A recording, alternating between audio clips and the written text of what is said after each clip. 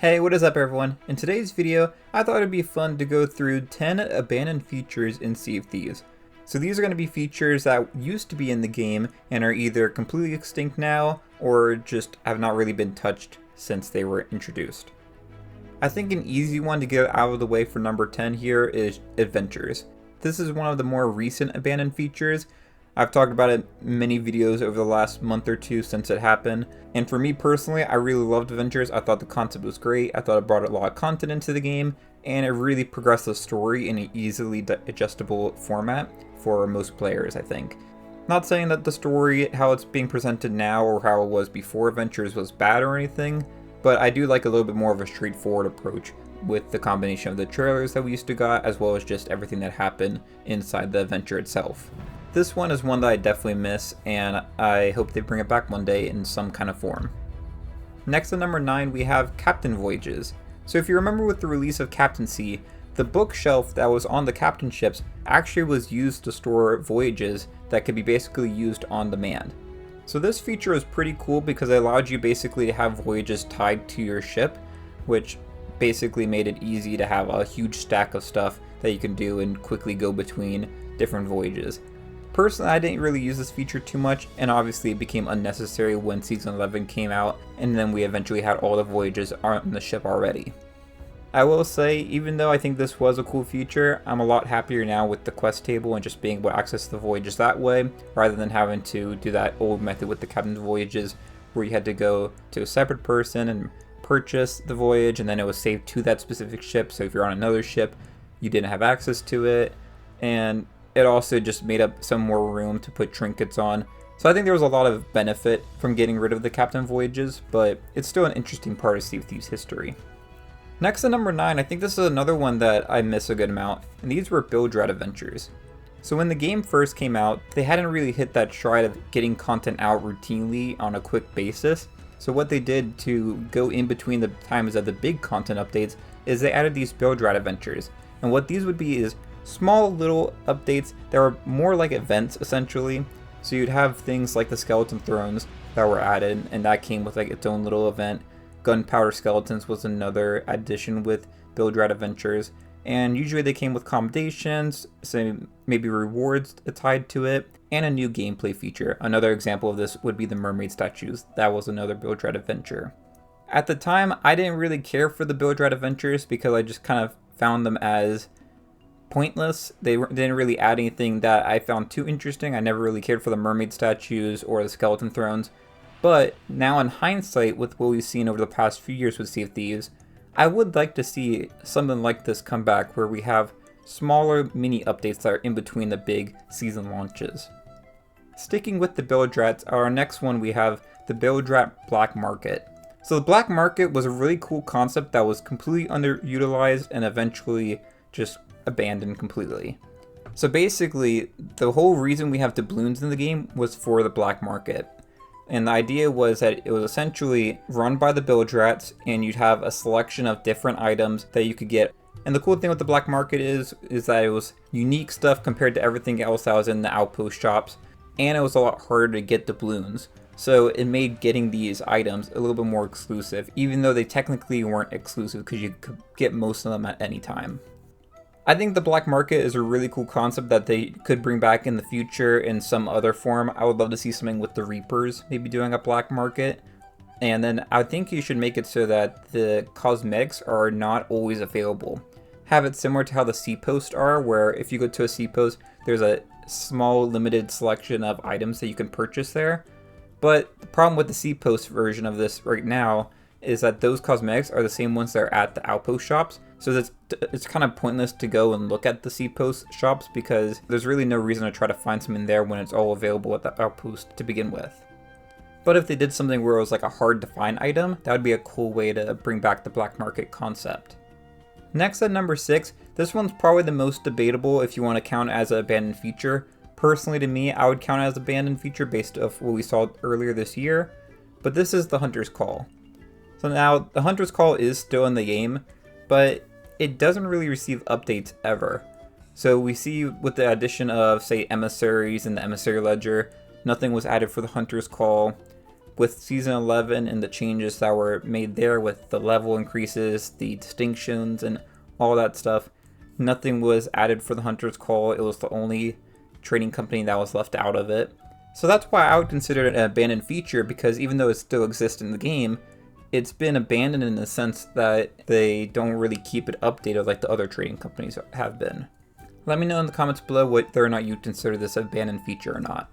And I'll also leave a link to a video where I talked about things that I could see them do for the Hunter's Call in a future update, because I think there's a lot of possibilities with the Hunter's Call. Next at number 5, this one has to be on this list, and I'm sure a lot of you were probably expecting it when you clicked on this video. It's the Arena. Now the Arena is probably the biggest, most time spent on a feature that was eventually abandoned in the game. Everything else we've talked about is kind of smaller little things in the game, stuff like the Bilge Rat Adventures of Captain Voyages, little just aspects of the game that, you know, they did for a while and then they got rid of. The Arena was a full-on separate game mode. It had its own system of progression and had different ways you would play in it, and it was just a really great mode. Not enough players played it. One of the biggest things that held the mode back was that you could only play in a duo or a squad, so there was no way to play solo and there was no way to play as a trio, which I think was one of the biggest reasons why people didn't play. I've obviously talked a lot about the Arena in the past, so I'm not going to spend too much time in this video talking about it, but I know I'm not alone in missing the Arena. Next to number 4, this one's also a little bit controversial to say whether or not it is considered an abandoned feature. To me, it's abandoned. I'm going to try to make my case for it now. This is events. So when I talk about events, I'm specifically talking more towards the seasonal ones, such as the Festival of the Dam and the Festival of Giving. Now, back in the first couple years of Sea of Thieves, the Festival of the Dam and the Festival of Giving were some of the best times to play the game. They had some unique content. We had events where you could get full-on costumes like the Soul Flame costume and stuff to go with that. We've had the Festival of the Dam, which used to bring the Gilded Voyages out and other stuff to the game. And then over the last few years, that feels like it's just gone away and it's become less and less of a focus.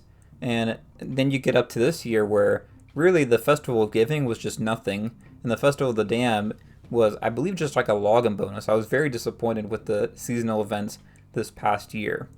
This is one of those abandoned features that I think could easily return, and they could make a big splash hopefully this year with the Festival of the Dam and the Festival of Giving, bringing back stuff like the limited time voyages that we used to see, bringing back the cool rewards to try to unlock, and just bring back a lot of the fun that was in the game at these times of year. Next, at number 3, this is another one that I'm a little sad to see gone, but it makes sense why it's not here anymore, and that's the Run of Thieves Haven voyage. So for those of you that don't know, there was actually another Pirate Legend voyage called the Run of Thieves Haven, and this voyage basically tasked you with going to different islands in the Ancient Isles and, you know, get Athena treasure essentially. Now, I really like this voyage. Honestly, I think it could have stayed around if it had received some updates like the other voyages in Season 11, but sadly it did not stick around. But to explain quickly why I really did like this voyage is that it was very predictable, which could be a bad thing if someone could figure out that you were doing the Run of Thieves Haven, but if no one did know you were doing it, it was a nice way to have a shorter Athena voyage. The original Pirate Legend voyage basically tasked you with going across the entire map, whereas the Run of Thieves Haven was really only limited to the Ancient Isles, which made it a lot easier to accomplish because you weren't sailing for so long with your treasure. I thought it was pretty fun, a little sad to see that this one's gone. Next at number 2, we have campaigns. So this is something I was talking about at the beginning of this video when we were talking about the Bilge Rat Adventures. When Sea of Thieves first launched, we had campaigns like the Hungering Deep and Cursed Sails. And basically what these were the big tentpole updates that would bring in a whole bunch of new features. With Hungering Deep, we got the Megalodon, we got drums and tattoos and stuff like that. And then with Cursed Sails, we got skeleton ships. And I don't think it was at the exact same time, but a little bit after that, we got Cursed Cannonballs and other stuff. So both of these brought a lot of different features to the game, as well as having a story campaign to go along with these updates. I think this was a really cool concept. It was basically like taking a season format and adventures and combining them together. And I could see them bringing that kind of idea back someday. The main reason campaigns didn't work when they first released to the game was that, for one, they took way too long to release each of these big campaign content updates. And at the time, the biggest thing Sea of Thieves was panned for when it first released was a lack of content. So quickly after the Cursed Tales update came out, they decided to shift gears and go to a monthly or bi-monthly update structure so that they could get smaller content updates out quicker. I think now the game's at a point that they could keep the season model, but make it more like the campaigns we used to have, and I think it could actually work if they tried it again. Finally, at our last spot on this list, this is probably the shortest lived feature that I've ever seen in the game. There might be some other stuff, but in terms of things that were supposed to be permanent features that were abandoned, this seems to be the quickest. And this is pirate perks. So this happened back in Season 10, and the idea was that based on whatever level you had gotten in the game, whether it's the season level or like your reputation in trading companies or other things in the game, it would give you access to exclusive merchandise from the Sea of Thieves shop for physical products. So this was a really interesting idea. I don't know if it was even that successful to begin with. For me personally, I kind of looked at it. I thought there were some interesting things, but nothing that really stood out to me that I really wanted to buy. But like I said, this was one of the quickest things to be abandoned. Essentially what happened was they announced this whole thing and then they decided to close the rare merchandise store in January of this year. So this Pirate Perks program didn't even last a full season, and I know a lot of people have still been talking online that basically said they never got their stuff. So this was a big failure, and it's a little sad to see. I think the concept could have worked, but it really just did not have any time and not enough advertisement, because I don't think a lot of players even knew that this was a thing.